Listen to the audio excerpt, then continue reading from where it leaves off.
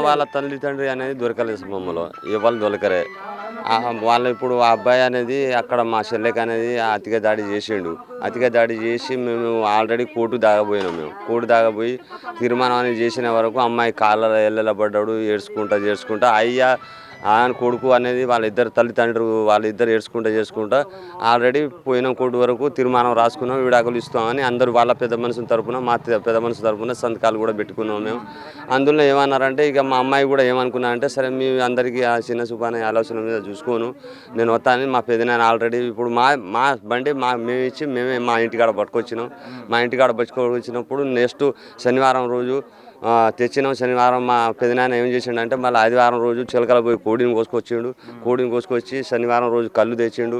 కళ్ళు కూడా మీరు తాగితే నేను తాగుతా అని ఆలోచన మీద కూడా మీరు తాగినప్పుడు నేను తాగుతా అని ఆలోచన మీద చెప్పినప్పుడు మా వాళ్ళు ఏం చేసిండ్రంటే కళ్ళు మా వాళ్ళు ముందు తాగినప్పుడు తర్వాత ఆయన తాగినప్పుడు మళ్ళీ ఆ చికెన్ అనేది వండిండ్రు. ఆ చికెన్లో కూడా ఏదైనా మందు అయినా ఏదైనా ఒకటి పెట్టిందని ఆలోచన మీద ఏదైనా ఒకటి పెడతారేమో ఆలోచన మీద కూడా అది కూడా భయం అనేది ఆలోచన మీద అది కూడా చేసిండ్రు. ఆయన కూడా అందులో మా పెదనాన్న మా చిన్నమ్మ మా పెద్దమ్మ అందరూ వాళ్ళు తిన్నప్పుడు ఆయన తిన్నాడు. మా చెల్లె తిన్నప్పుడు వాళ్ళు అందరు తిన్నప్పుడు ఆయన తిన్నాడు. అందువల్లనే మళ్ళీ శనివారం రోజు ఆదివారం రోజు తిన్నాడు. తర్వాత మళ్ళీ నెక్స్ట్ ఆదివారం రోజు తిన్నారు. సోమవారం రోజు అనుకున్నారంటే అదే శనివారం రోజు సొమ్మాని ఇప్పించుకొచ్చాడు మా తమ్ముడు. బంగారం ఇప్పించుకొచ్చాడు.